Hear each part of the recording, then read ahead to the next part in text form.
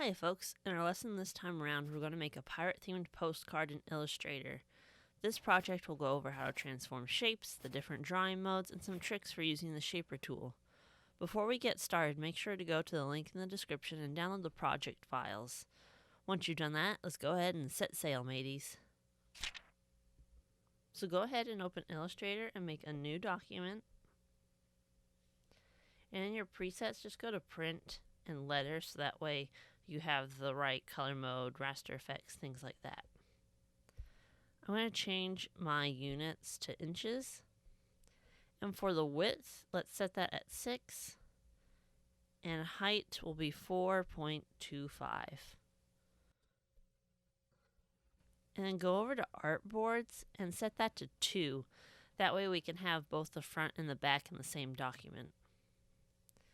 We are going to need to add a bleed to our project, but we'll do that here in a sec. So once you have these settings down, go ahead and hit create. Now let's say you've made this new document and you need to either change the dimensions, or in our case you need to add a bleed. You can actually change that once you've already created it. You don't have to go back and make a new document again. So what you're going to do is make sure you don't have anything selected. And we're going to go to Document Setup. If you don't see this bar up here, just go to Window, Workspace, and make sure it's set to Essentials Classic. So find Document Setup. And then down in Bleed, make sure that this chain link is turned on. And then we're going to set this to 0.125. Then you're going to hit OK. And you should notice these red lines appear around your document. A bleed is an extra bit of color that extends about 1/8 of an inch past your canvas or your trim line. You should always have a bleed if you have any colors that need to be printed to the very edge of your piece. The reason you need this bleed is so when you go to trim or cut out your document, this gives you a little bit of wiggle room to work with. If your color only goes up to the very edge of your piece, you need to make sure that whatever is trimming it is exact each time. If it's even a little bit off, then you can be left with this white edge where you don't want one. With the bleed though, even if your trimmer is a little bit off, you have that extra color there, so you won't get a white edge that needs to be retrimmed. A bleed just gives you a little extra cushion in case your equipment isn't very exact. Okay, so now with the document open and ready to go, I'm going to go to the left artboard over here. And I'm going to grab my pen tool. The shortcut for that should be P. And I'm going to make my island as if I'm staring down on it from an aerial view. So I'm just going to click once, and just slowly build the shape of my island here.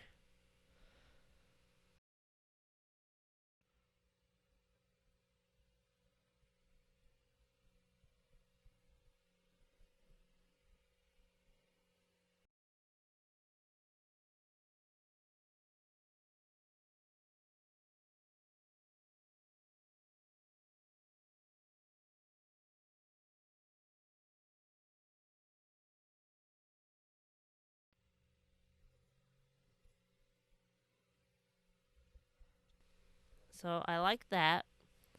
I want to go to my color panel next to give it more of a sandy color. If you can't find the color panel, just go to Window and Color. And for the stroke, I'm going to make sure that's set to none, because I don't want an outline around it. Then for the fill, I'm going to pick a really light sand color.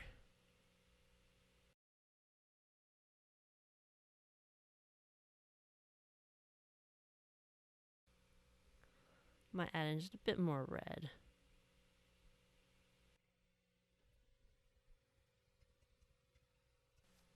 Alright, so I think I'm just going to modify my shape just a little bit more.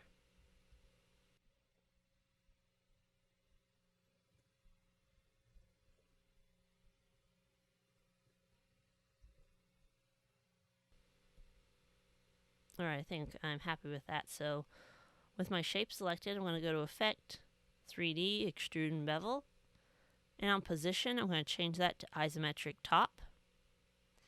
And if you want your island to be facing a different direction, you can just grab this cube and rotate it. Make sure that this top value sticks to 54.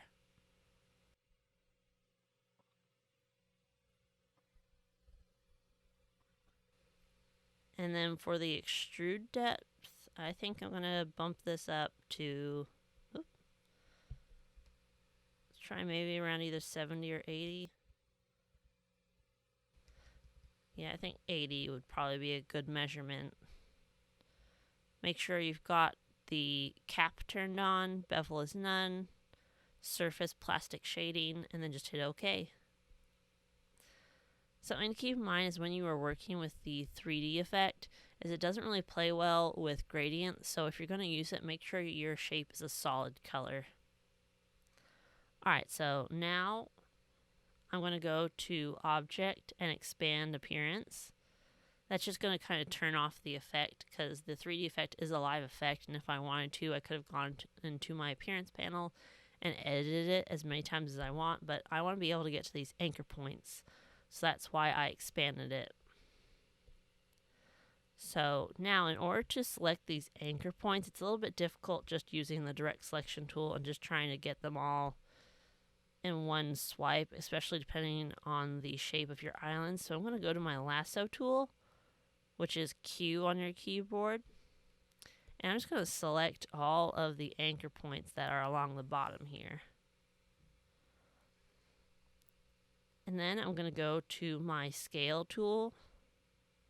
If you don't see the scale tool, maybe look for the shear or the reshape tool. The scale tool, the shortcut for it should be S on your keyboard.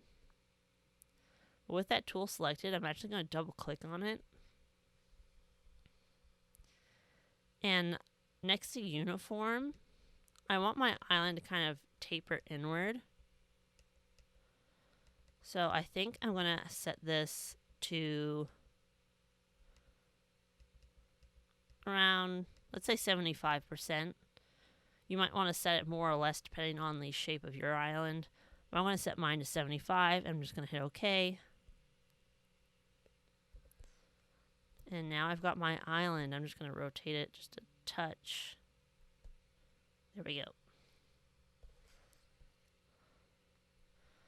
So now I want to create a path that goes from the top of my island here down to the water below it. So I'm just going to grab my eyedropper tool, which is I on the keyboard.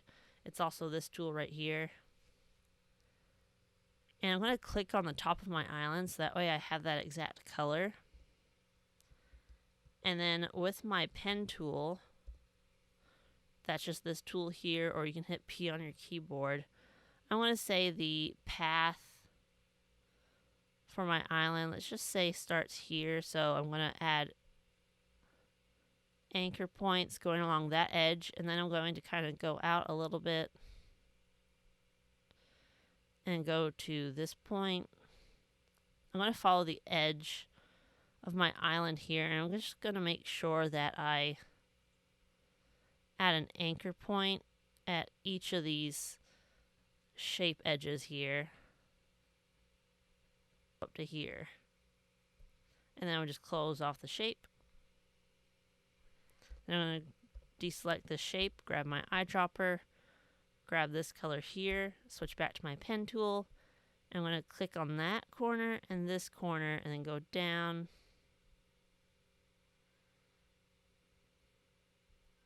And then create a shape. I want to fix this corner here. And I'm just going to do the same bit until I reach the bottom of my path here.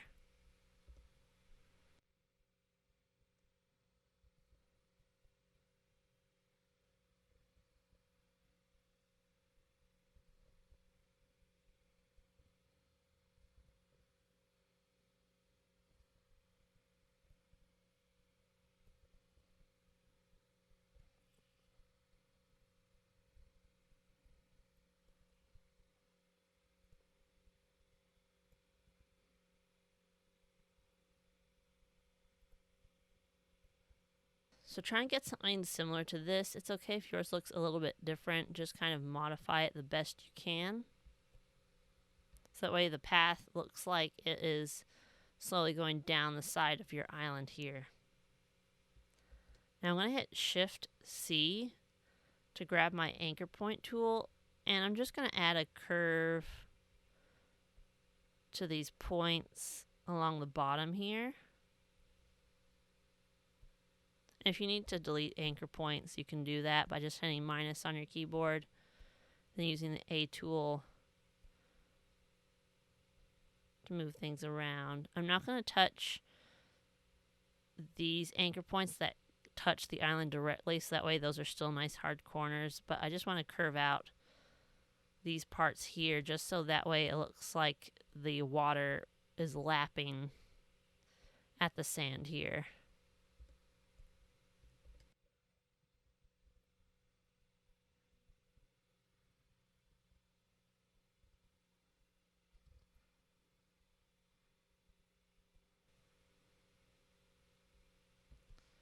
I think I might add an extra shape here.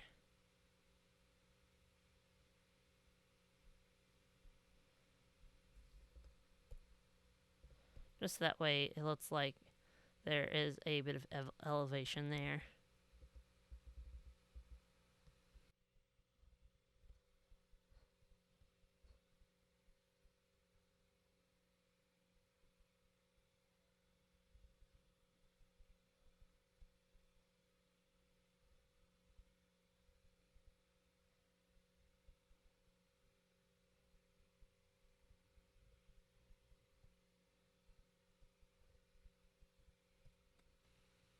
Okay, once you're finished editing your island here, what we're going to do is I'm going to select the top face here, and you see it selects all of these shapes down here too. I'm just going to hit right click, ungroup, deselect everything, try and select that top face again, right click, ungroup, and it should let me grab this top face here. Now what I'm going to do is I'm going to go to my color panel, and I'm going to grab a green color from my grass.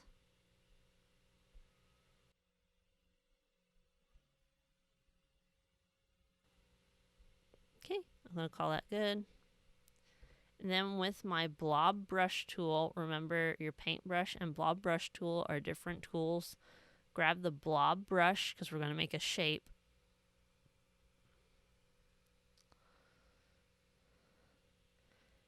And then I'm just going to draw an area for where the bulk of my grass would go. You don't want to go out to the very edge here because we're going to add some more shapes between this edge and that edge. Just add where the grass would be thickest on your island. And to fill this in real quick, I just did a quick outline, and then I'm going to select it, right click, release compound path. Then I'm going to go to my Pathfinder panel. If you don't know where that is, just go to Window, Pathfinder, and it'll open for you. And I'm going to select that first option there, so that way everything gets put into one solid shape. Then I'll just edit this as need be.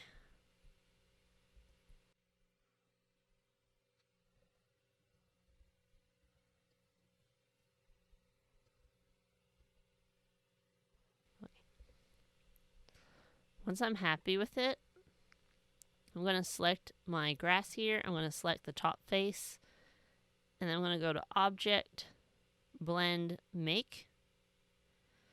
And this looks like a grading, but what's actually happened is there are just a bunch of shapes that are averaging between this outer shape and our inner shape here. Now I don't want this to have quite so many shapes in there, so I'm going to go back to Object, Blend, and Blend Options.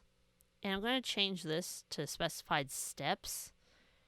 And I'm just going to put 4 in there. And you can see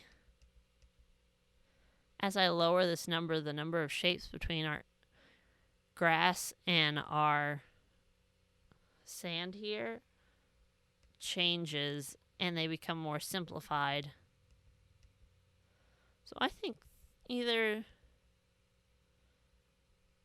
3 or 4, kind of depending on your shape Here, this number might change. I'm going to use 3 for mine. You might use 4 or 2, depending on how much space you have between your grass and your sand here.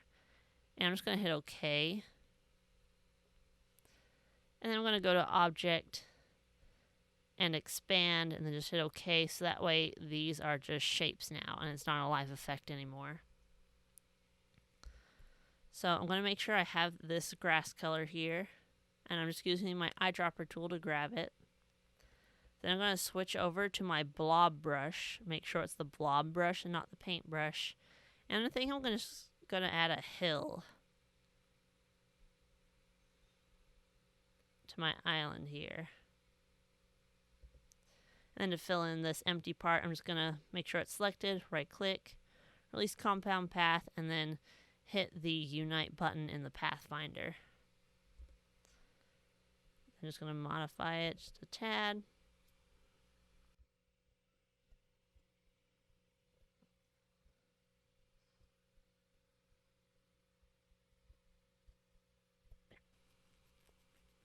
I'm going to call that good. Just add that hill just to make it have a bit more interest. And so our pirates will actually have quite a ways to travel rather than just going straight across the island. So once I do that, I'm just going to zoom out so I can see the entire card here. I'm going to move my island around a bit. Okay. So now we're going to put in the ocean here. Now, what we can do is if I go to start drawing in my water, I have this issue where it puts it in front of my island and I have to right click, go to arrange, and send to back, but I have to do that for every object I want to put in the water. So what I'm going to do is to just automatically put what I'm drawing behind my island here, is I'm going to change my drawing mode. Now if you go down to your toolbar on the left here, go down almost to the very bottom, you'll notice there is a little button that has like a circle and a square on it. If you click that, you should get some options here. One says draw normal. That's just the default setting of what normally happens when you open up Illustrator. Every new object you make or draw will be put on the very top. There's draw behind, which is what we're going to use here in a second, and what that does is every new object we create is going to automatically be sent all the way to the back of the canvas here. And then draw inside is something that we'll use later on in the project, and what that allows us to do is we can select a shape or a frame, and we can set the drawing mode to draw inside, and every new shape we make will be kept within that shape. But we're just going to hit draw behind, and I'm going to pick a color. I'm going to pick a really light blue for the shallow part of my water. And again with my blob brush, I'm just going to draw almost like a puddle around it, because sometimes if you look at like really clear water, as the water gets deeper it kind of changes color, so that's the effect I'm trying to go for here. And if you have the drawing mode set to draw behind, everything you do should be automatically sent behind this island here.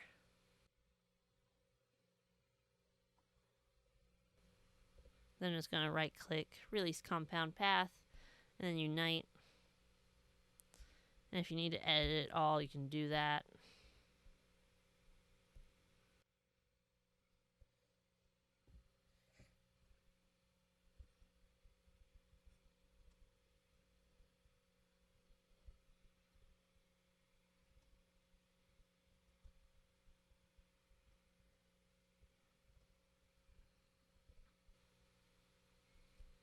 Okay. So now I'm going to pick a darker blue, and that's going to be the deepest part of our ocean here.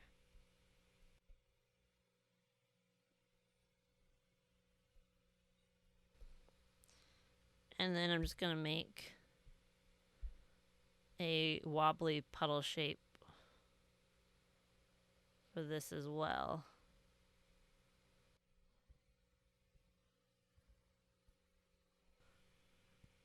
Okay, so now I'm going to do the same technique that we used to transition between our sand and grass on our island here, but I'm actually just going to use the blend tool.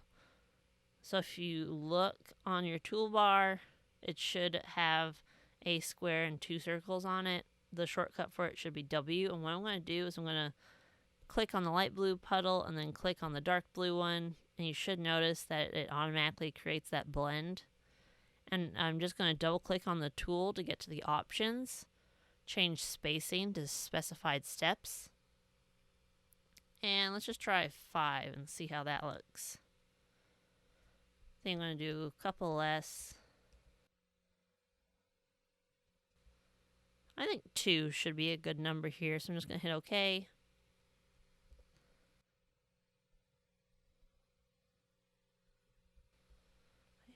And then I'm just going to grab my selection tool and I'm just going to flatten this a little bit so that way it looks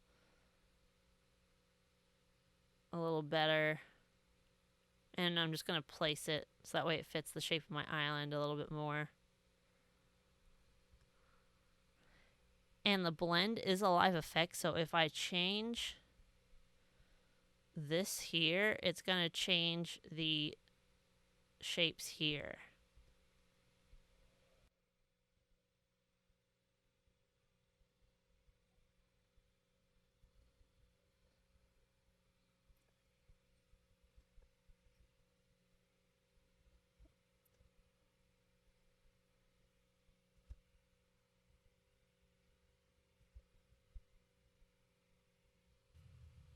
Okay, so now that I'm happy with it, I'm going to grab my rectangle tool.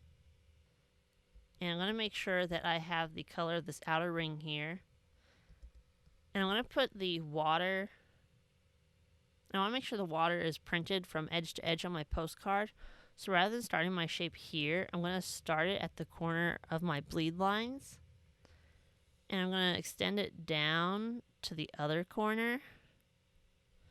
So that way, this color should be expanding from one bleed to the other. So this way, if my cutter is a little bit off, I don't have to go back and trim off those extra white edges. I have that extra bit of color that will give me a little bit of cushion if things are off.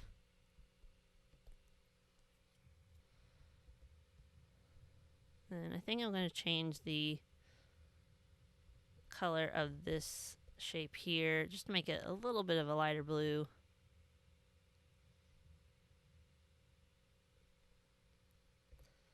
And that means I'm going to have to change this color too. Okay. I like that. I'm just going to leave this island the way it is right here. And for the other shapes that I'm going to make, I'm going to go over to the second artboard here. So that way I have a nice clean space to work with and I don't have to worry about selecting everything over here. First thing I'm going to do is I'm going to go back to my drawing mode and make sure that's set back to normal. So this way every new object I make isn't being sent automatically to the very back. So first thing we're going to do is I'm going to grab my rectangle tool here. And I'm going to click and drag until that little gray box has about a width of 0.5 and a height of 2 inches.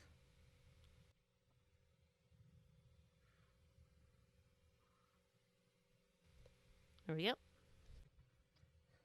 If you couldn't get the size quite right, or if it was a little bit tricky for you to resize it, you can always go up to transform and just make sure the width and height are set to 0.5 and 2. If you want to change these values individually, just turn off that chain link and that'll let you change the values individually rather than proportionally. Okay, so now I want to change the width of this again, but I want to scale it in towards the center when I change it. So you can see if I just click and try to scale it this way, it shifts everything over to the left. I want to keep it where it's at. I just want it a little bit thinner. So I'm going to hold either Alt or Option on my keyboard. And I'm just going to drag this inward until that width says 0.3. Alright, so what we're making is we're actually making the X, as in X marks the spot for our pirate map here. So I want to rotate this so that way it's on a slant.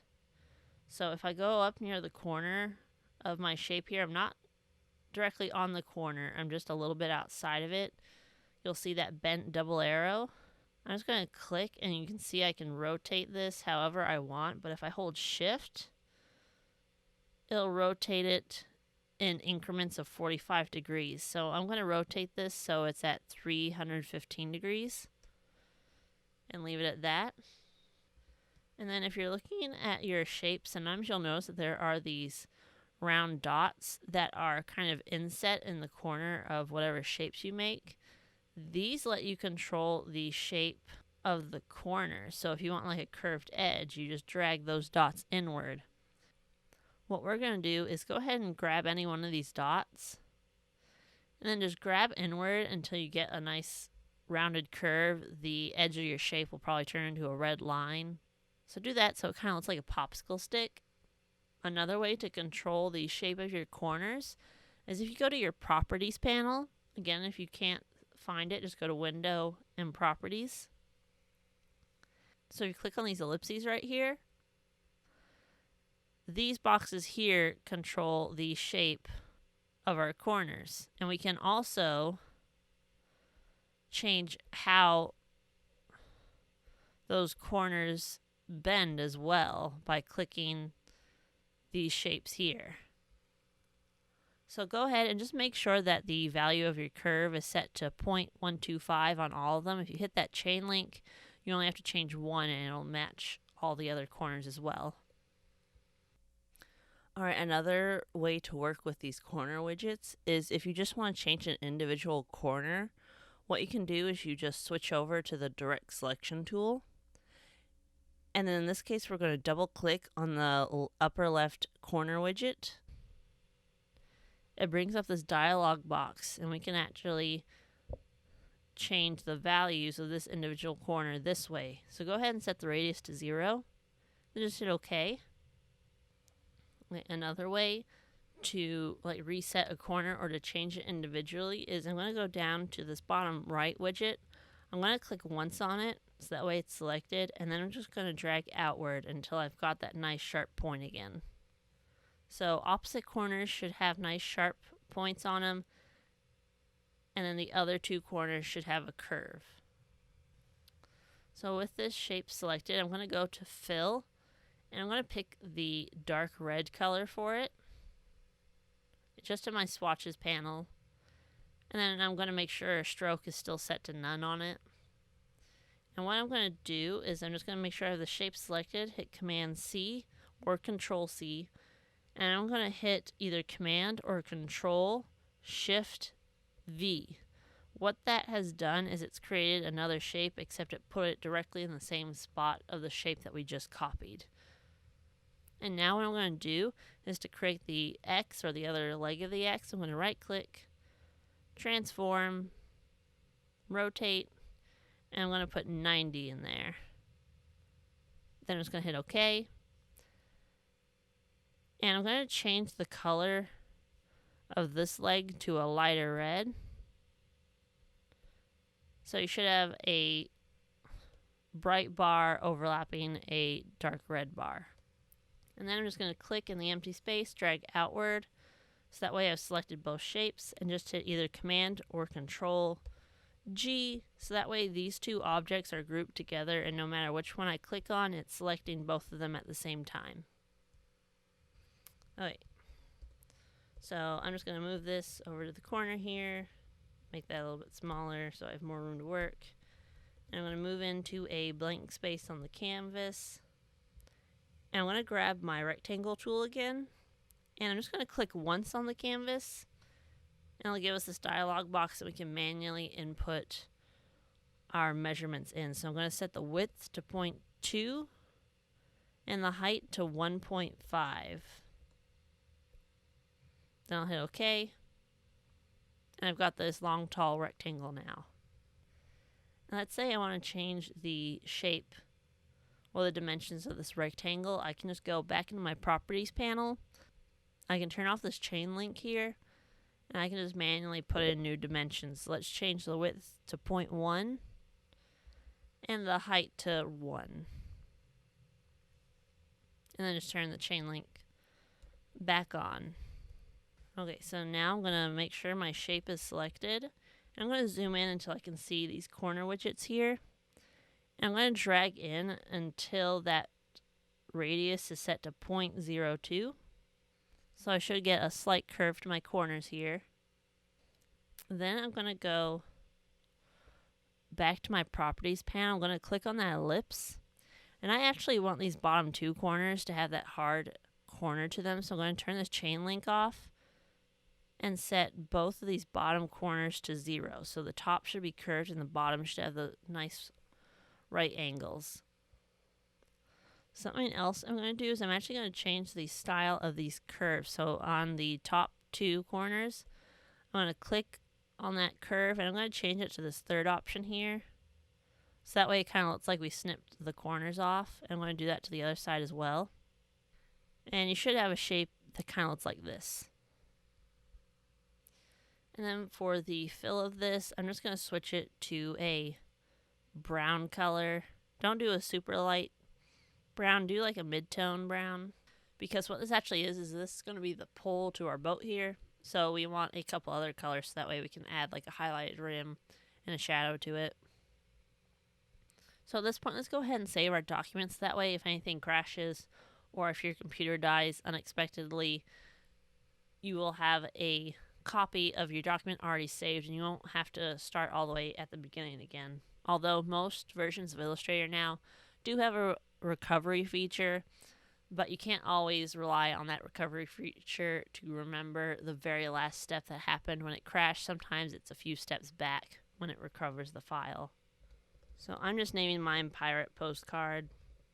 Alright, so next is I'm going to zoom out a little bit. We're going to add the bottom of our boat here. So go ahead and find your ellipse tool. You can find that by usually right-clicking on the rectangle tool. So go to ellipse. And I'm just going to click once. And I want a width of 1.5 and a height of 0.5 inches.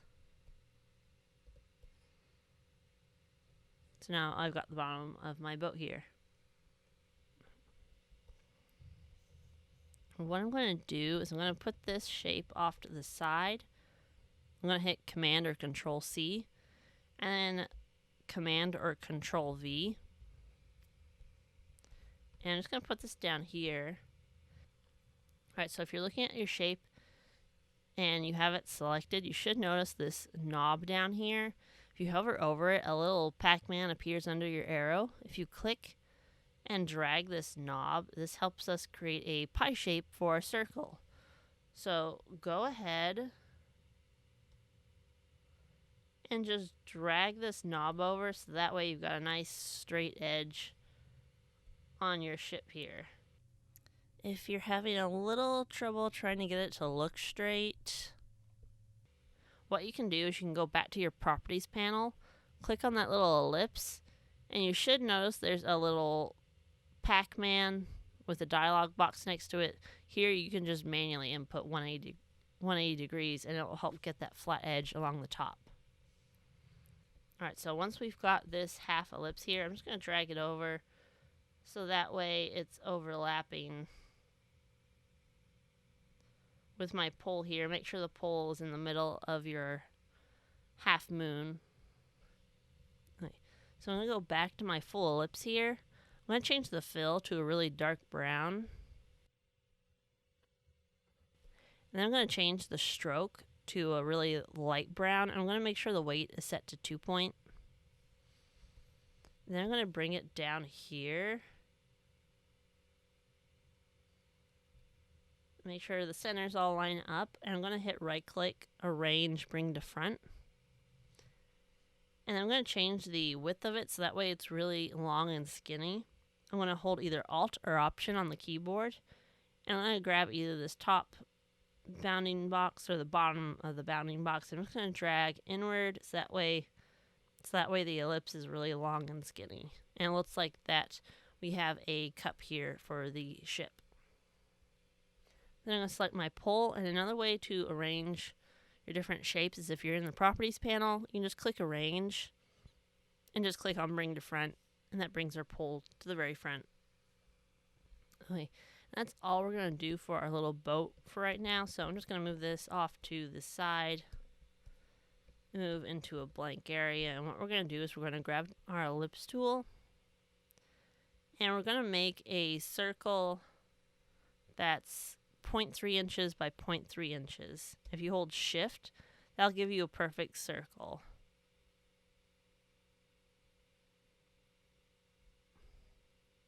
Again, if you have trouble getting the exact measurements, you can just go to your Properties panel or just click Transform, and you can just manually put in those measurements.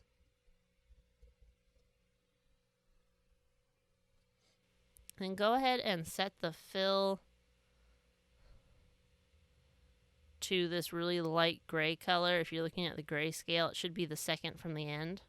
Let's go ahead and just set that fill to that light gray, leave the stroke alone. And I'm just going to deselect the circle, put it off to the side here, and I'm going to grab my line segment tool.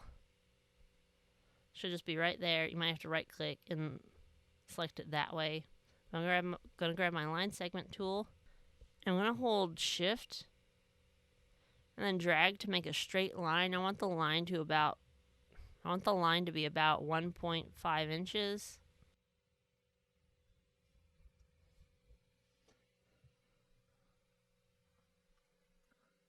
And then I'm going to set the weight to, let's say, 15 points.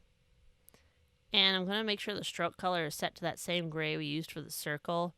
So I'm going to make sure it's this one right here. And let's say I want to make a rectangle that's this shape. But you see, this is a stroke. So now what we're actually making is we're making a bone to make like a crossbones. And if I were to put my circle here to make part of the bone, I wouldn't be able to change this all into one shape because this is actually a stroke and not a shape.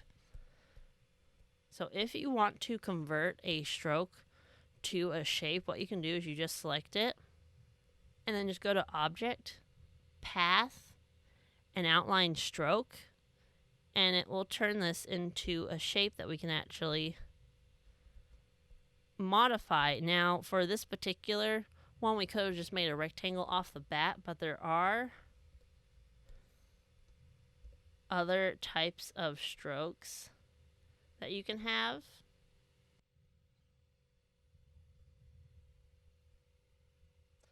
So like, let's say I had the stroke. So let's say I had the stroke set to something like this. What I can do is I can go to Object, Path, Outline Stroke, and that actually turns all those little dots into shapes that I can actually edit, and I can change the colors of them.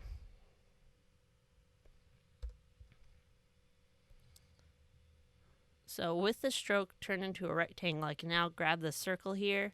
I'm going to lay it over the corner. I'm going to lay the center of the circle over the corner of the rectangle. I'm going to hold either Alt or Option. And I'm going to drag straight down and make sure the center of this circle lines up with that corner. Then I'm just going to select both of these, hold Alt, and drag it all the way to the other side of the rectangle. And now I've got a bone. What I'm going to do is I'm going to group these together. You can group something by hitting Command or Control plus G, or you can just right click and hit Group. So that way, no matter what object I click on, it's going to select all of them. I'm going to right click, hit Transform, rotate, and let's rotate it 45 degrees. Then I'm just going to hit OK. And now I'm going to right click, and I'm going to hit Transform, Reflect. I'm going to reflect it vertical, but rather than hitting OK, I'm going to hit Copy. So now I should have two crossbones overlapping each other. So I'm just going to put that up here so that way it's out of the way. I'm going to go back to a blank part of my canvas, And next we're going to make a diamond, which is going to signify the treasure on the map. So what you're going to do is go ahead and find your Polygon tool. Look for where either your rectangle or your ellipse tool is, and right click and go to Polygon Tool. And what you can do is if you click and drag, you can see it creates a polygon here, but if you hold down your arrow keys, you can actually add or subtract as many sides as you want. Another way to edit the number of sides you have in a shape is if you just click once, you can control the radius and the sides of it.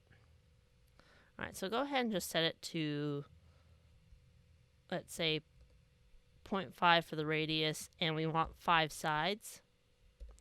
And it should give you this shape here. Now you don't have to do this next part. I'm just changing the fill to a darker gray so that way there's more contrast between the shape and my white canvas here. We're going to change it to a light gray later on. I'm just doing this so I can see it a little better. Now let's say we've changed our mind and we don't want this particular shape. We want to make a triangle. What we can do is we can always just delete this and make a triangle like we made this shape. Or what we can do is you'll notice along the bounding box, one of these squares is rotated to look like a diamond. If you click and drag that up and down, you can actually add or subtract sides to it. So this lets you edit your shape. Go ahead and drag it so that way you have 3 sides. That should leave you with a triangle. And we're just going to resize this so that way the height is 0.8 and the width is 1.2. Okay, so now I'm going to go to the fill and just make sure it's set to this gray color here. It should be the third one from the end. And then I'm going to right click, hit transform, reflect, and this time we're going to reflect it horizontal. I'm going to hit copy, and I'm going to drag this new triangle down so that way the 2 edges are meeting, and I've got this big diamond shape. Next what I'm going to do is I'm going to grab my eraser tool. Should be right here. If you can't find it, look for either the scissors or the knife tool. And what I'm going to do is I'm going to cut off this top part here. But if I just click and drag across, it doesn't create a nice clean straight edge always. And sometimes depending on how steady your hand is, you won't always get directly across. So what you can do is if you hold shift and then drag across, it'll create a nice even width and give us a nice straight edge here. If you're having an issue where it's still not clean and straight even though you're holding shift, double click on the eraser and just make sure that this drop down says fixed rather than pressure. If it still says pressure, sometimes it'll still read the pen pressure, and so it'll create a varying width and you won't get that nice straight edge. So if you have that issue, just make sure it's set to fixed, and then just hold shift and go directly across. We can get rid of this floating triangle here, so that way we just have these 2 parts. And I'm going to select this top bit, and I'm going to change the fill to this color here. It's the second from the end. So now I want to add some more faces to make it more obvious that this is a diamond. So I'm going to select this triangle, hit Command or Control C, then hit Command or Control Shift V. So that way I've got another triangle. And what I'm going to do is I'm going to change the color of this to, let's say, this color so it's matching the top. Then I'm going to go to the side of the bounding box, hold Alt or Option. When I drag inward, it resizes the shape towards the center so I can create a nice symmetrical triangle. And then this side should be even to that side. So now I'm going to do the same with the top here.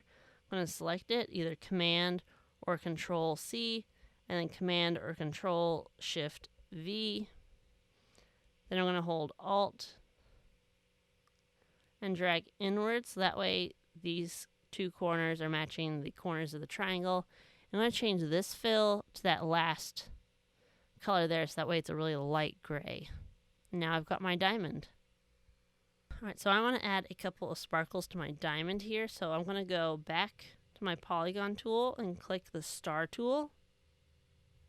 You can see if we click and drag out, it's just going to make a normal star here, but if I hit the arrow keys up and down, it'll add more legs or less legs to my star here.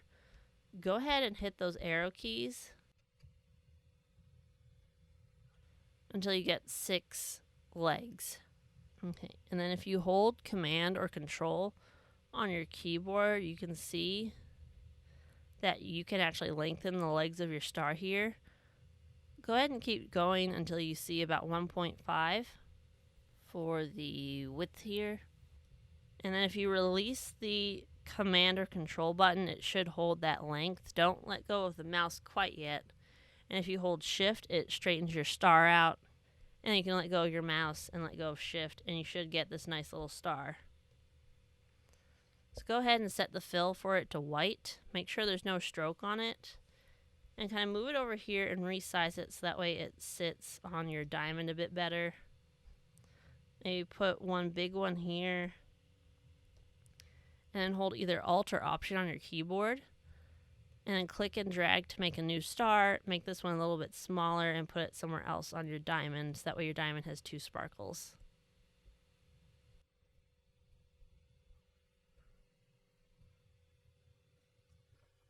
Then go ahead and just select all these shapes in your Properties panel. If you have that open, you can go down to Quick Actions and just hit Group to quickly throw them all into one group. So I'm going to move this diamond off to here, and I'm going to bring my boat down, because next up is we're going to make the sail for our boat here.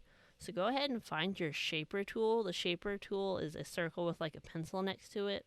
If you can't find it, look for either your pencil, smooth, or path eraser tool, or the join tool, and just right click. So select your shaper tool. And a nice thing about this is you can quickly create shapes. So if I just draw a square here, even though it doesn't look very nice, when I let go, I'll get nice, even, straight sides on it. And if I don't want that square anymore, I can just scribble on top of it, and it's gone. So what I'm going to do is I'm going to create a ellipse. I'm just going to draw it. And then if I want to reshape or resize this, I can just click on it, still with the shaper tool selected. It gives me a bounding box. And I can just grab the corner and reshape this so I have a nice circle. I know I have a circle because those magenta lines are telling me that the height and width are even. And then what I'm going to do is I'm going to create another circle. I'm going to hold Shift and then either Alt or Option. And I'm going to drag it so that way the circle is directly parallel with the other one. It's a little bit spaced over. Make sure there's a little gap here. And then what I'm going to do is I'm going to draw a rectangle that is overlapping the centers of the circles. If you couldn't get it right the first time, you can always just click on the square and resize it manually so that way it fits the way it's supposed to. So you should have something that looks a bit like this. So next is I want to cut out this part here. So just go ahead and click in the empty space, that way nothing's selected. And I'm going to start scribbling from the outside, go into the circle, and then go over the rectangle, let go. And you can see it's cut out that circle from the rectangle. Next is I want to actually merge this circle with that rectangle so that line is gone. So I'm going to start scribbling inside the circle, go into the rectangle, stop, and you can see we've made a nice little sail for our boat. Now if you click on the shape here, you can still see the individual parts. What it's done is it's made a shaper group. So the individual shapes and parts are still there, and we can edit the shape more if we want, by just clicking on that arrow here.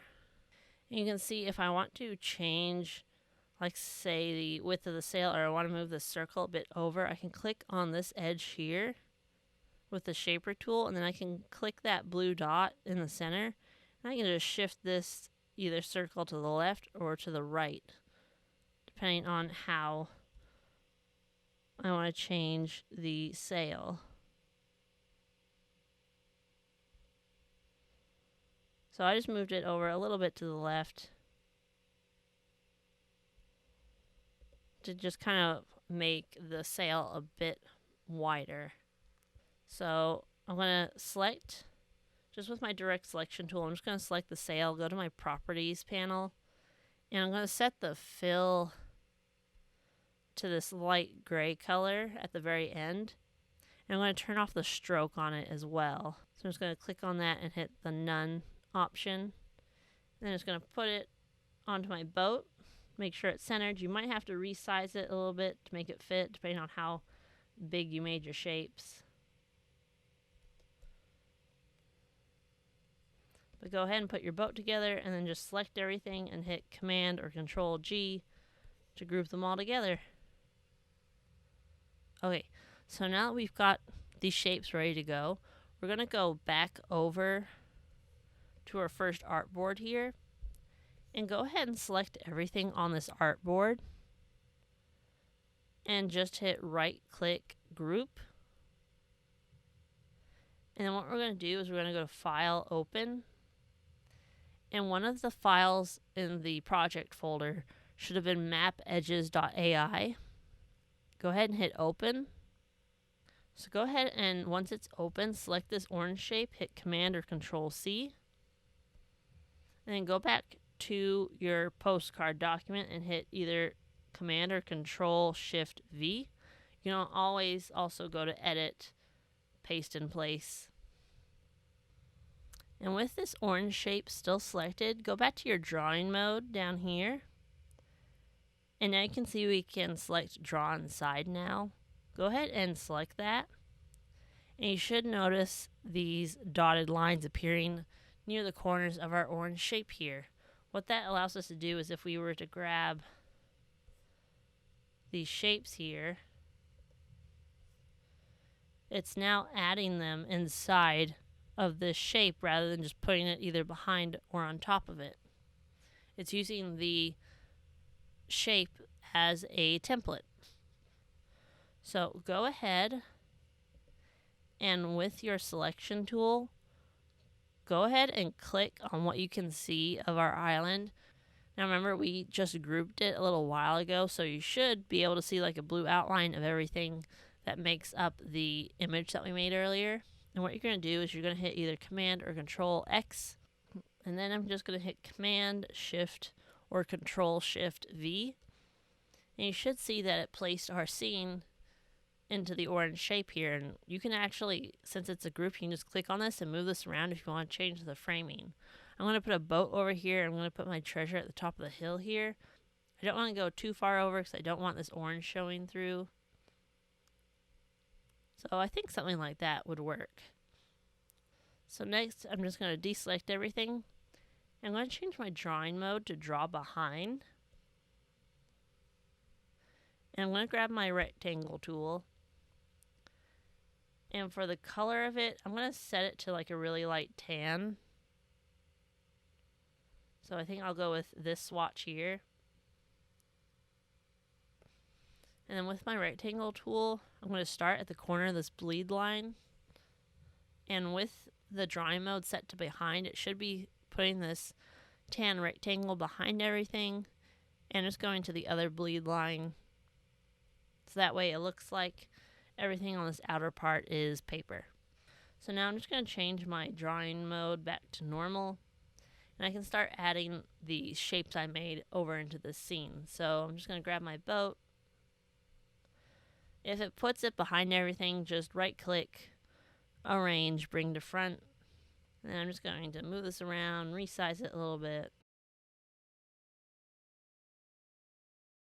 Maybe right here. I'm going to add my X. It has the same issue where it's being sent behind everything. I'm just going to right click, arrange, bring to front. I'm going to resize this.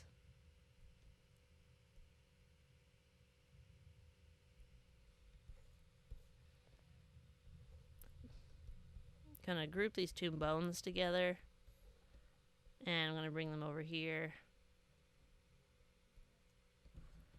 And I'm just going to put a couple places on my map where maybe their body's buried, or as like a warning for like danger is here.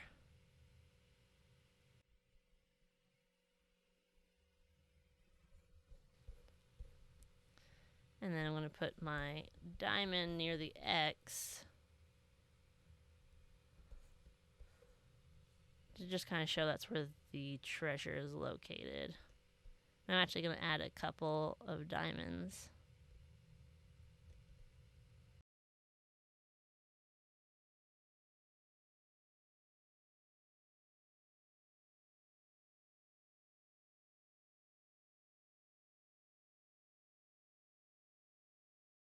Now let's say you want to go back to inside this mask here and edit some things in the scene.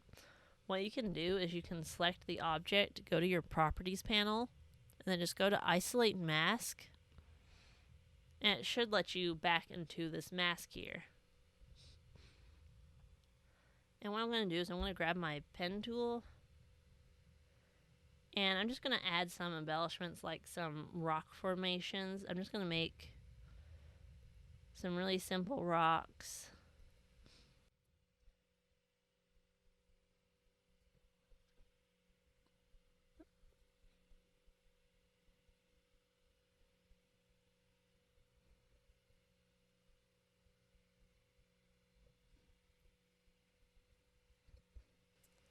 So what I'm doing is when I'm making like this kind of style of rock is I'm making sure all the faces that are going in the same direction are the same color. So like this face is facing up like this one, so I'm matching the colors.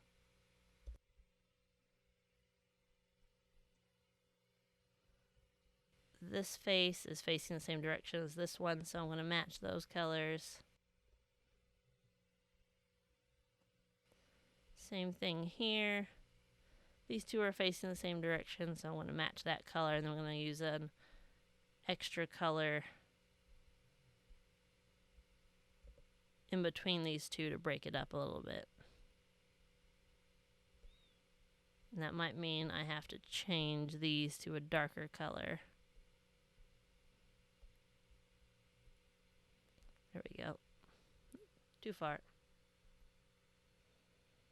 Another way to get back into the mask is to just double click on it, and you can see this gray bar appears, and it has layer 1 clip group, and that lets us go back in here.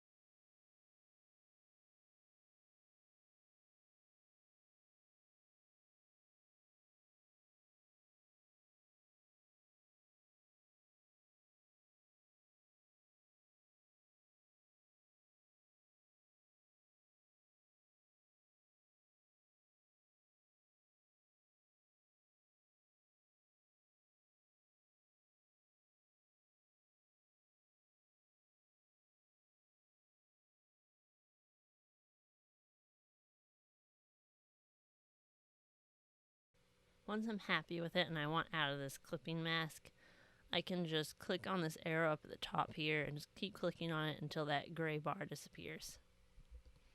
Then I just kind of move things around.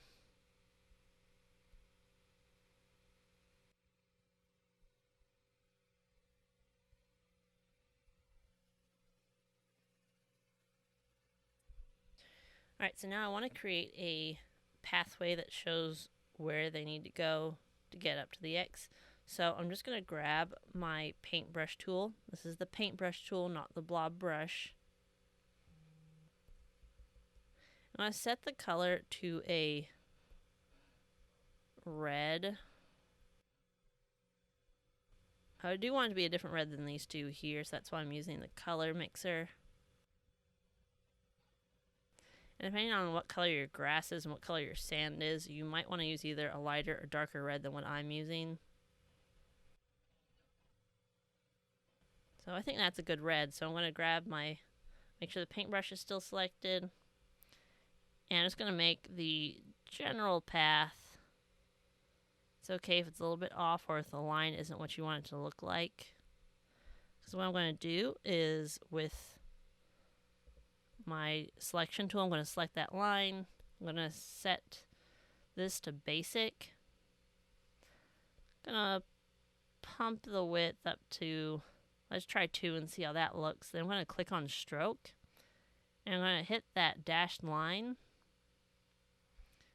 And then depending on how yours looks, you might put a different number in here for the dash. I think 5 is a good number for mine. And I'm going to leave my weight at 2. And then I'm just going to edit this line so that way it fits along the path a little bit better. So I'm just going to delete some anchor points, move them around, change some of the curves.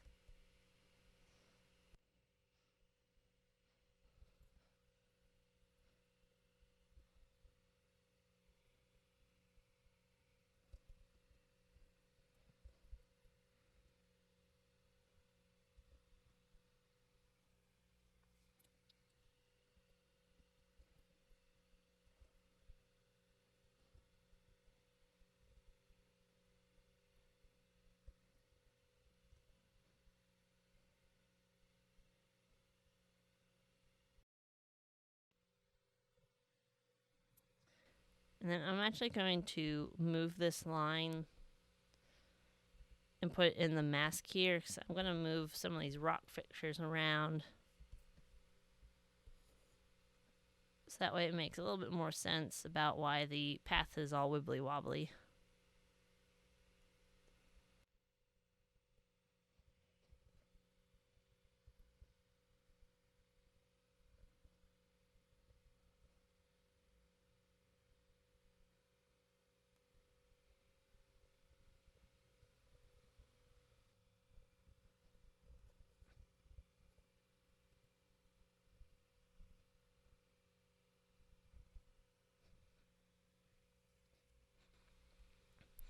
Okay, so once you're done kind of placing everything where it needs to be and you're done adding embellishments, let's go back over to the second artboard here. And what we're going to do is we're going to add the part of the postcard where you put the stamp and put your address and your message. All right, so we're going to grab the line segment tool and we're going to go over to our swatches, set the fill to none and go to the stroke, and let's make it this light gray color.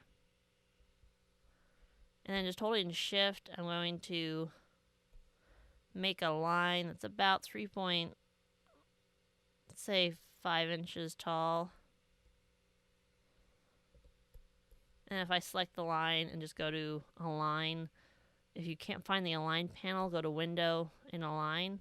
And I'm just going to make sure that the horizontal center is in the middle and the vertical center is in the middle. And then I'm going to bump the weight up.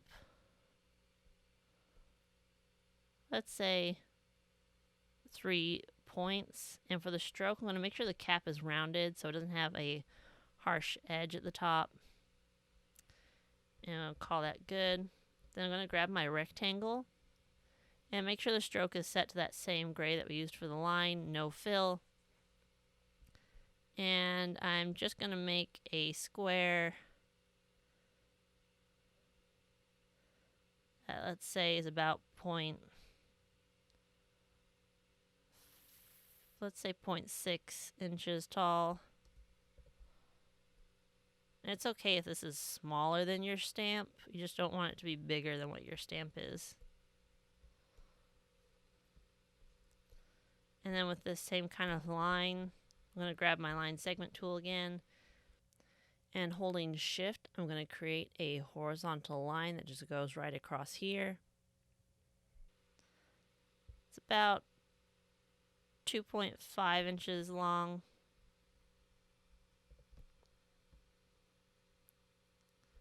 And when you place it, try and put it as close to the middle as this rectangle here as you can. If you can't work out where that middle is, you can always just quickly make a rectangle that encompasses that space. And then just select the two of them, align their horizontal centers, and then just make sure the rectangle is in the right space, and you can just delete it. So then I'm just going to hold Alt or Option and Shift. I'm going to drag downward to where I want my last line to be. And then I'm going to go back to my blend tool, click this line, click that line. You can see it puts a bunch of lines there, so that way it's almost a solid shape. We don't want that, so I'm just going to double click, change this to specified steps, and I'm just going to hold down the down arrow. You can add as many lines as you want. I think around either 5 or 6 probably works. Then just hit OK. Then I'm going to leave this area blank. But I do want to add like a little watermark up here. So I'm going to go File, Place, select the logo green.png that should be in your project files. Make sure link isn't checked marked. That way it's going to embed it directly into the document. I'm going to hit place. And then I'm just going to click and drag and make a rectangle, say about that big. And just let go and it'll place the image in that rectangle. If you just click,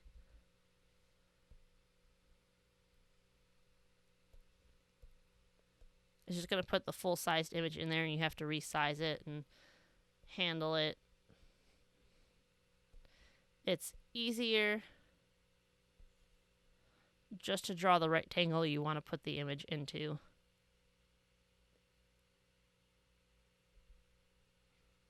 So there you go. And then if I zoom out,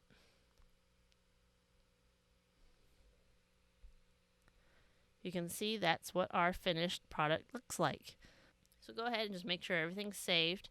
If you want to save this as something other than an AI file, but it keeps the two pages together, what you can do is just go to File, Save As, like normal.